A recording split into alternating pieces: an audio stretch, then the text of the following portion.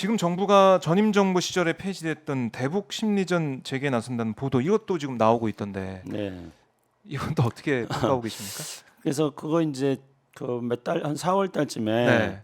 그 관계부처 무슨 회의에서 음. 윤석열 대통령이 했던 약간 이야기입니다. 근데 네. 이제 구체적으로 뭐 국정원의 대북 정보국 같은 경우들을 1급 부서로 어떤 격상시키고 지금 그런 준비를 하고 있어 보입니다. 그래서 윤석열 대통령이 지난 4월인가 5월인가 했던 이야기들은 네. 뭐 북한의 통일전선부에서 간첩 활동들을 많이 하고 있으니까 거기에 대비해가지고 네. 우리도 또 통일부가 그런 대북 심리전을 하고 그리고 우리 국민들이 그 북한의 그런 심리전이라든가 간첩 활동이라든가 이런 데 현혹되지 않도록 뭐 국민들에 대한 교육 홍보 활동 같은 거 하자 이런 취지로 윤석열 대통령이 이야기를 했습니다. 네.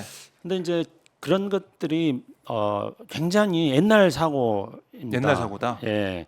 그러니까 대북 심리전이라는 용어들을 이렇게 대통령께서 그걸 직접 그런 용어들을 사용하고 예. 또 언론을 통해 가지고 뭐 대북 심리전 부서들이 이렇게 격상되고 이런 것들을 막 보도하고 하는 게 과연 대북 심리전을 잘 하는 것인가? 그 자체가 역설적이게도 대북 심리전을 못 하는 겁니다. 아. 네, 우선은 대통령의 언어는 그런 언어가 돼서는 안 되는 거죠. 예. 그래서 대한민국의 이 국격이 이렇게 높아지고 전 세계인들이 대한민국에 대해서 열광하고 네. 이 자체가 북한에 대해서는 우리가 대북 심리전을 하는 겁니다. 그래서 뭐 우리가 보통 늘 많이 지금 이야기하고 있지 않습니까? 과거에 네. 유명한 어떤 드라마 같은 게 이제 시간이 지났으니까 그 드라마에 대해서 잠시 좀 회고를 해본다면은 사랑의 불시착이라는 드라마 있지 않습니까? 그 재밌게 봤습니다. 저도 굉장히 재밌게 봤습니다. 예. 그 이야기만 하더라도 제가 얼마 동안 할 수 있는 이야기인데요. 근데 사랑의 불시착은 우리나라에서 그동안에 만들었던 북한 관련된 영화나 드라마 중에서 북한 주민들의 실생활을 가장 리얼하게 잘 묘사한 드라마입니다. 아. 예, 근데 그 드라마를 보면은 거기에 북한 병사들이 예. 남한 드라마를 보지 않습니까?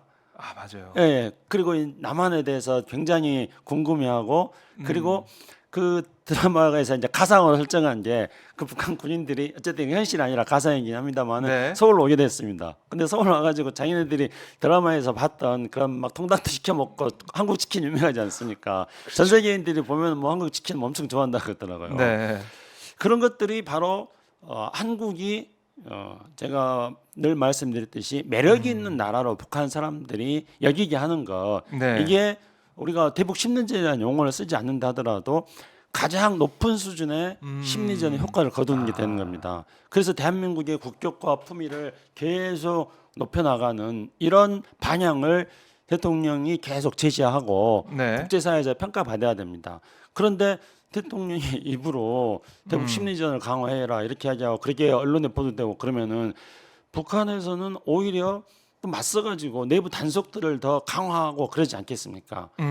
북한에서 우리가 보통 이제 하는 말이 뭐 그물망을 친다, 뭐 모기장을 친다, 막 자기네 필요한 것만 받아들이고 불필요한 건 안 받아들이고 막 이전에 이제 그런 이야기들을 많이 했습니다. 네. 황색 바람을 막겠다, 뭐 이렇게 단속을 강화하는 거고요.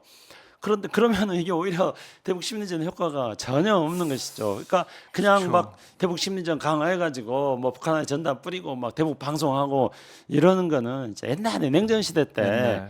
그런 어떤 그 비군사적인 수단으로 네. 군사적인 효과와 동일한 효과를 거두겠다가 일종의 전투 행위입니다. 그런 것들을 지금 시대와는 사실 잘 맞지 않는 것입니다.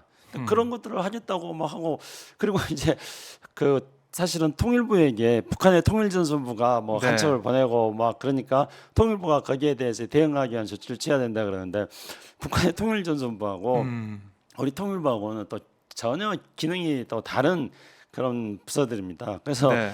북한의 통일전선부하고 우리 통일부를 이렇게 대치시키는 것도 사실관계가 좀 잘 맞지 않는 건데 그거야 뭐 대통령이 잘 몰라서 뭐 그랬다 치더라도요. 오히려 통일부에서 해야 될 거는 네. 그 통일부라는 부서에 어떤 정부 조직법에 따라서 해야 될 일들이 있습니다. 그 해야 될 일들은 뭐 교섭력 열심히 한다거나 북한에 대한 인도적 지원을 한다거나 남북회담을 한다거나 여러 가지가 네. 있습니다. 근데 그런 게 지금 현재 정세에서는 진행하기 어려우니까 그랬을 때는 우리 국민들에게 어떻게 하면은 그런 우리가 북한과의 관계 속에서 한반도의 미래를 만들어 나가고 북한의 위협으로부터 우리가 또 대비를 하고 그러면서 또 남북 교류들을 지금은 어렵지만 앞으로 할 수 있는 방안이 뭔지 이런 것들에 대해서 우리 국민들과 함께 어떤 평화 교육이라든가 통일 교육이라든가 여러 가지 청소년들에 대한 뭐 체험 교육이라든가 네. 이런 것들을 하는 게 통일부가 해야 될 일들입니다. 그리고 그렇게 우리 국민들이 헌법에 보장되어 있는 것처럼 평화적 통일이라는 헌법 전문에는 우리 국민들에게는 평화적 통일이라는 사명을 부과하고 있습니다. 네. 그래서 우리 국민들이 그렇게 평화적 통일이라는 사명을 완수할 수 있는 그런 준비가 잘 갖추어져 있다면은 그야말로 가장 완벽하게 북한의 이런 대남 심리전에 맞설 수 있는 우리 국내적 준비가 되는 것이죠. 이게 사무처장님 말씀 들어보니까 그게 어떻게 보면은 가장 좀 네. 합리적이고 가장 효과적인 방법일 수도 있는데 지금 정부가 추진하고 있는 것은 좀 어떻게 보면은 좀 인위적이라고 해야 되나요?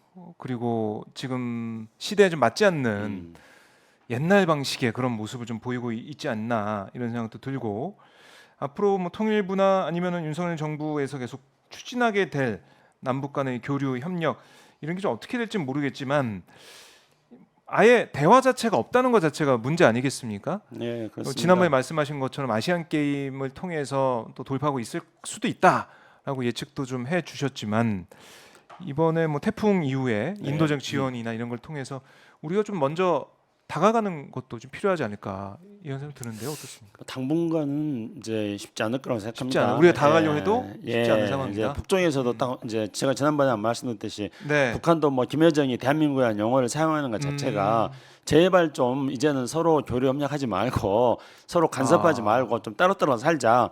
이제 북한도 각각 지금 남남 다른 나라다. 이런 그렇게 얘기를. 살자는 겁니다. 네. 근데 그거는 동서독도 그랬습니다. 그러니까 동서독도 동독이 이제 서독에 비해서 국력의 차이가 현재 크게 차이가 나니까 네. 70년대 접어들면 70년대 이제 동서독 정상회담 한 다음부터 동독 자체가 서독하고 다른 민족이다.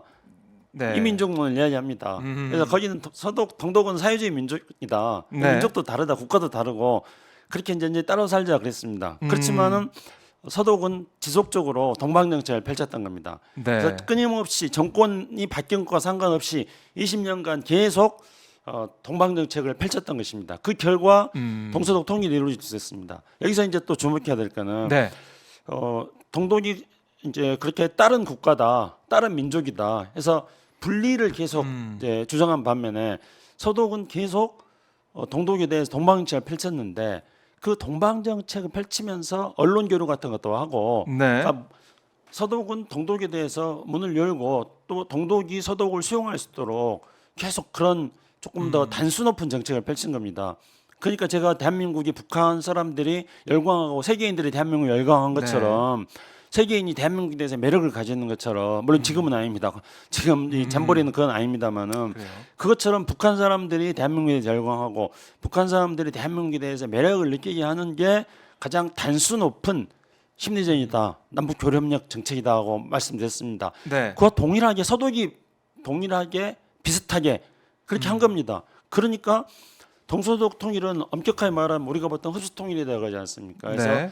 어떤 서독의 앞선 여러 가지 국가적 능력이 동독을 흡수했다 이렇게 해서 우리가 흡수 통일이라고 보통 이야기합니다. 네. 그런데 엄격하게 따지면은 흡수 통일이라기보다는 동독 사람들이 제가 말씀드렸던 것과 비슷하게 서독에 대해서 매력을 느껴가지고 동독 사람들이 서독을 선택하게 되는 겁니다. 그래서 선택을 했다. 네, 그래서 서독헌법에 있는 것처럼 서독헌법은 연방의 한 구성원으로서 동독을 설정하고 있었습니다. 그래서 자연스럽게 서독헌법에 따라서 동독이 연방의 구성원으로서 편입하게 된 것이고 네. 동독 주민들 선택을 하니까 우리가 이렇게 볼 수 있습니다. 그렇단다면은 지금 현재 북한이 북한의 김여정 부부장이 네.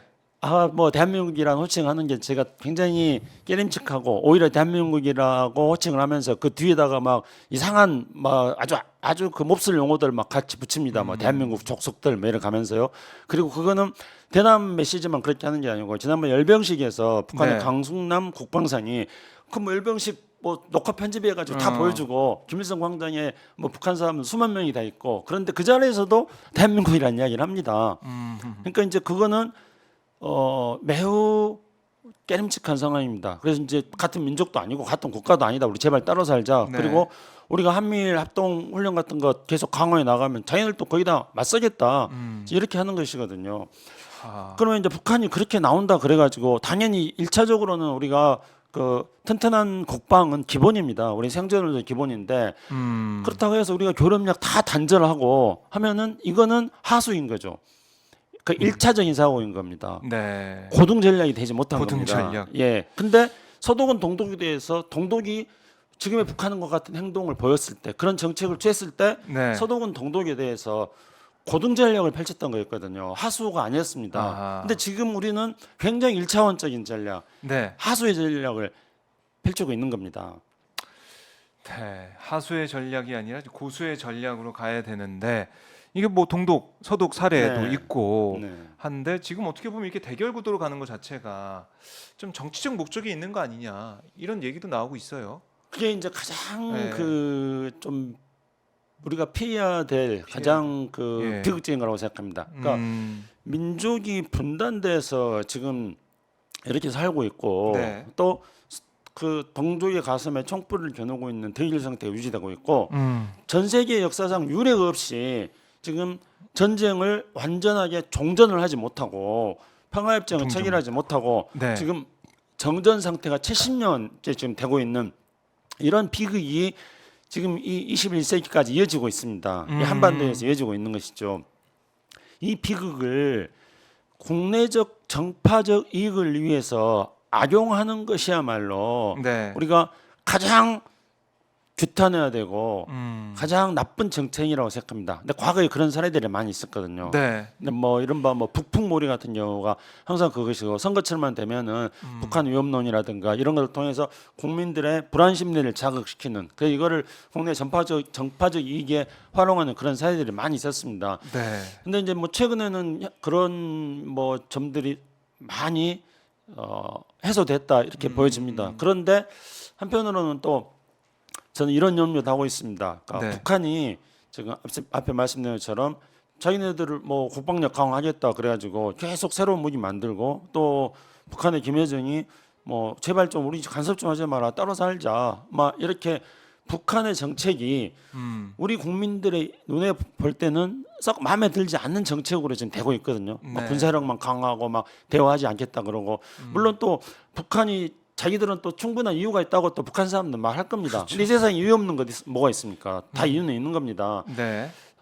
그래서 북한이 막 자기들이 무슨 이유가 있다 하더라도 이렇게 막 국방력만 강하고 남한하고 대화 안 하려고 그러고 이렇게 하는 거에 대해서 우리 국민들이 못마땅하게 생각하는 그런 여론들이 엄청나게 많이 늘어나고 있습니다. 그래서 네. 지금 국민들은 남북 관계라 이런 거에 대해서 이제 관심도 지금 떨어지고 그렇죠. 이 한반도 정세, 외교 안보, 통일 문제를 다루는 이 박정호의 핫스팟 또 이 부분에 대해서 국민들이 관심사가 예전에 비해서 많이 떨어지고 있는 게 분명한 현실입니다. 네. 그런데 그렇다고 하더라도 이러한 상황을 이제 오히려 이용을 해가지고 그래가지고 대결 국면으로 만들어 나가는 것. 그러니까 이런 상황이 국민들이 북한이 하는 거에 대해서 못마땅해 하는 그런 여론이 늘어날수록 이런 상황을 대결 국면으로 악용을 해서 네. 그래서 어떤 특정 세력들의 정치적 목적을 달성해 나가고 싶은 유혹에 사로잡힐 가능성이 커진다는 겁니다. 그러니까 남북 관계가 고착되고 악화될수록 이거를 어떻게 전략적으로 장기적으로 단기적으로 이거를 극복해 나갈 것이며 그리고 또 다른 대한민국의 앞으로의 30년의 미래를 어떻게 만들어 나갈 것인가 이것을 준비하는 게 아니라 이런 남북 관계가 악화된 상황을 어떻게 하면 정파적 이익에 도움이 될 것인가 이렇게 활용하는 그런 검은 세력들이 저는 있을 수 있다고 생각합니다. 이게 검은 세력들의 이런 야욕들이 네. 세상에 나오지 못하게 이걸 저는 막아야 된다고 생각합니다. 그거는 모르고 있습니까? 저는 모든 게 다 우리 국민의 힘과 어떤 국민의 의지, 국민의 저는 지혜에서 나온다고 생각합니다. 그러니까 우리 국민들은 여론조사 해보면은 지금 당장 남북관이 안 좋고 또 그렇죠. 지금 당장 어떤 통일한다는 가능성도 없으니까 음. 우리 국민들이 가장 지금 희망하는 건 어떤 거냐면 남북한이 평화롭게 공존하기를 바란다는 겁니다. 네. 당분간은 좀 평화롭게 공존해야 된다. 그리고 평화롭게 공존할 수 있는 플랫폼을 만든 다음에 그 평화 공존의 플랫폼 위에서 교류도 하고 협력도 하고 그래서 서로 좀 안 싸우고 네. 또 전쟁 위협 안 하고 뭔가 이렇게 하는 것들을 지금 우리 국민들이 가장 바라고 있는 거거든요. 네. 그런 국민들의 바람이 있기 때문에 저는 이 검은 세력들이 남북관계 안 좋은 것을 정치적 어떤 야심을 실현하기 위한 그런 수단으로 삼는 것들은 저는 우리 국민들이 막아줄 거라고 저는 생각하고 있습니다.